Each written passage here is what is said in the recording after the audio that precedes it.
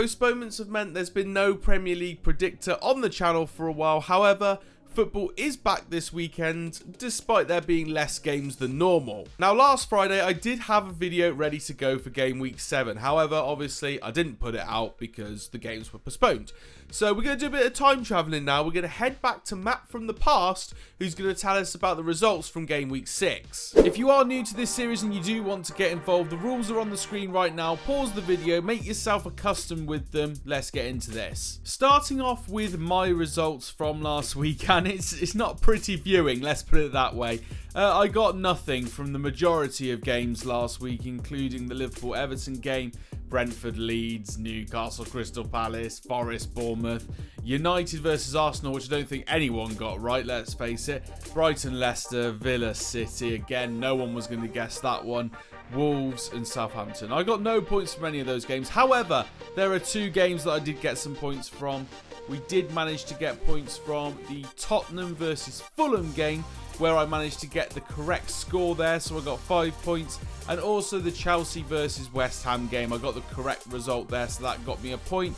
6 points this game week, which I thought was awful until I saw what you guys got, and I didn't feel so bad afterwards. It puts my season total on 42. So the Game Week 6 subscriber results, and as I said, there's 2 new people joining the frame this week, White Noise and Annie. Annie's actually Ben's fiance as well, so we'll talk about that in a minute. White Noise came in, got 10 points, which is 2 correct scores. It's safe to say we all had a bit of a duff week this week. Stuyben, Hugo, Jossel and Wilf came in second with 7 points. Myself and Annie got 6 points, and then poor old Ben. Ben's all the way down there with 4 points, and no friends off the leaderboard today. If you guys want to be involved, you need to make sure that you are in the comments of this video as I make my predictions as we go along. You guys make your predictions too in the comments, and you can see yourself on this leaderboard next week. I actually got a DM from Annie regarding this, and she said that she was only really getting involved to show that she is better than Ben at everything. It seems like that's the case. So that should be us all caught up. Now let's head into Game Week 8 predictions. Remember, you guys can get involved by going into the comments right now and putting your predictions alongside mine to see who's going to rank higher in the leaderboard next week. You might be able to tell my voice is struggling today, so you know when I'm putting on this voice, it's really hurting. Let's get into my predictions then. Aston Villa are a team that really could have done without those games being postponed last week, because they'd got a lovely point against City and were very much on the up. Southampton, on the other hand, had lost against Wolves, of course. But yeah, Villa would be absolutely gutted that their games got postponed last week, because they were just on a bit of momentum and they were starting to build something. These two teams, however, are both very low down the Premier League. In fact, this game could class as a 6-pointer, because whoever wins this is essentially putting the other team in more danger as the season goes on. However, I don't think either team's going to win this game, so I'm going for a draw. I'm going to go for 1-1 in this fixture. It's the first game of our Premier League Predictor weekend, and it's on tonight, I believe. So a game under the lights for everyone who wants to watch that. But I believe that this game is going to end in a draw. Now, with Forest and Fulham, we've got 2 teams that probably weren't too bothered that there was a little bit of a break in their fixtures, because they had run into a bit of a rut. They weren't having great form just before the postponement break, so they're probably quite happy to have that break, get back on the training grounds and come back fresher. They're going to come back, however, and I think they're going to be a bit of a stalemate here. I don't see either team really capitalising. Both teams had such strong starts to the season, but have kind of wavered off as it's gone along, which has come to be expected. I think this is going to end 0-0 between the newly promoted sides, and a very even contest this evening. Next up, we have Wolves versus Manchester City. Now, if this fixture had happened last week, we'd be saying that this is the arguably the best time to play Man City after drawing to Villa, but that's not the case, because Man City have gone on to dominate in the Champions League this week, putting a very good performance with a couple of very decent goals from John Stones and from Erling Haaland, of course. And I think that City have had a bit of a wake-up call since that Villa game.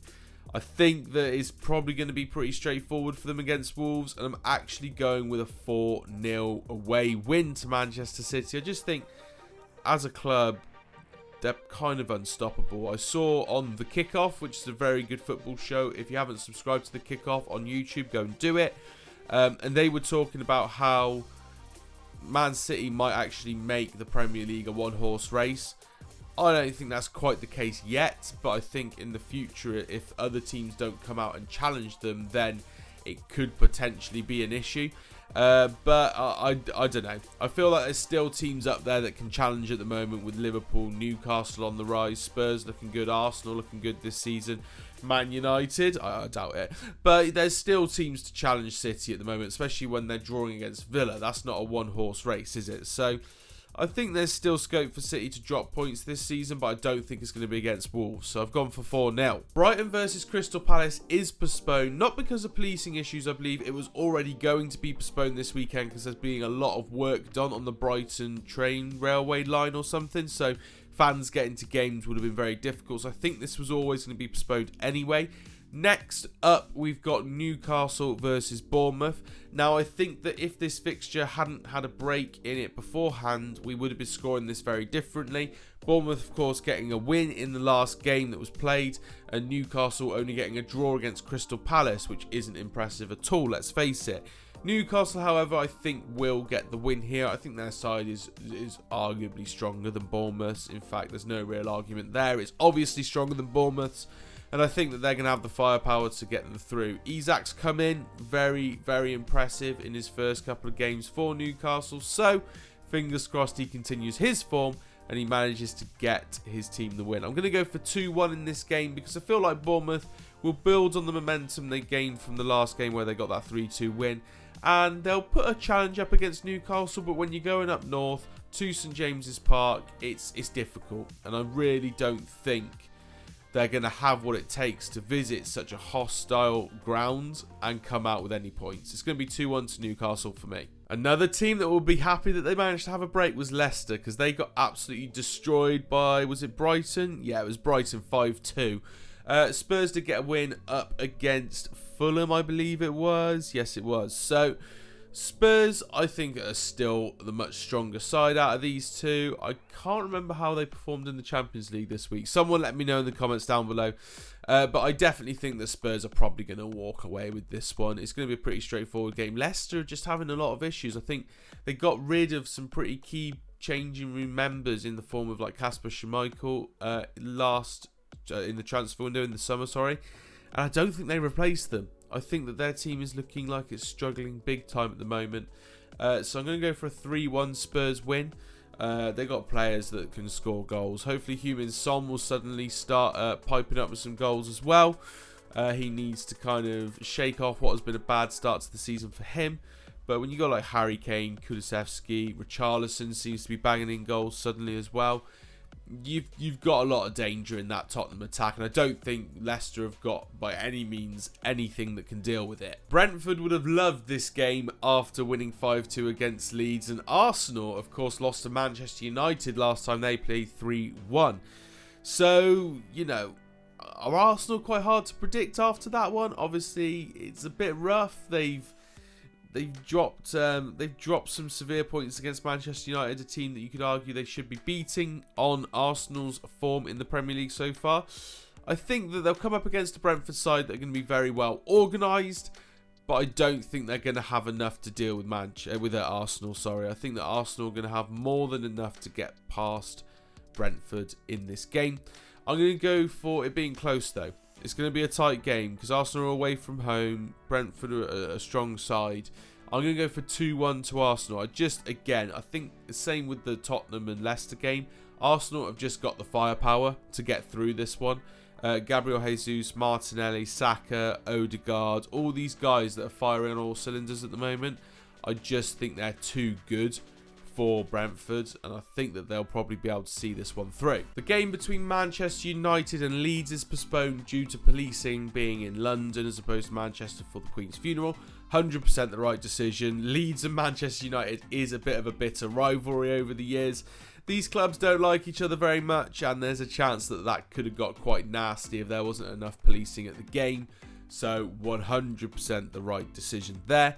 Everton versus West Ham then. So West Ham lost 2-1 to Chelsea, but did reasonably well in that game, and that is the famous VAR mistakes happening in that one. And I think that they were probably they were rightly feeling like they were robbed, frankly.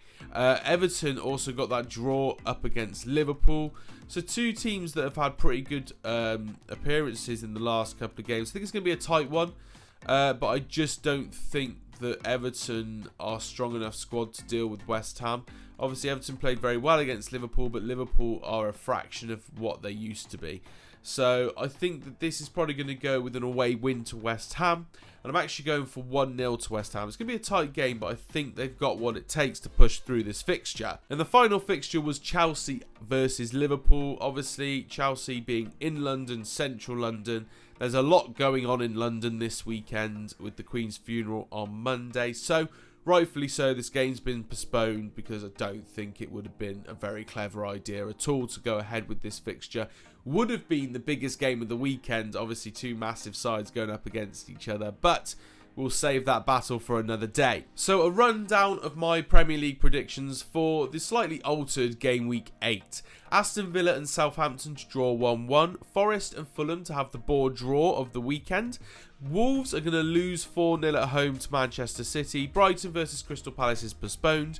Newcastle to win 2-1 at home to Bournemouth. Spurs are going to win 3-1 against Leicester City. Brentford are going to lose 2-1 at home to Arsenal. Manchester United and Leeds United rightfully postponed. Everton are going to lose 1-0 at home to West Ham, and Chelsea and Liverpool are also postponed. Remember guys, if you want to have your chance of getting up that leaderboard next week, make sure you get your predictions in the comments down below. So that's it for this week's Premier League Predictor. I have one more thing to ask of you though. Please subscribe to the channel. We're getting very close to 200 subscribers now, and I want to hit 200 subscribers before FIFA 23 comes out. It's a tough aim.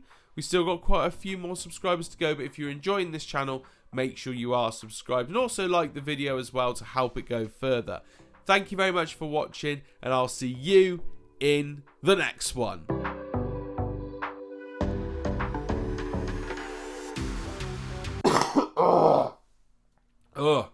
Hopefully I'll be able to breathe next time.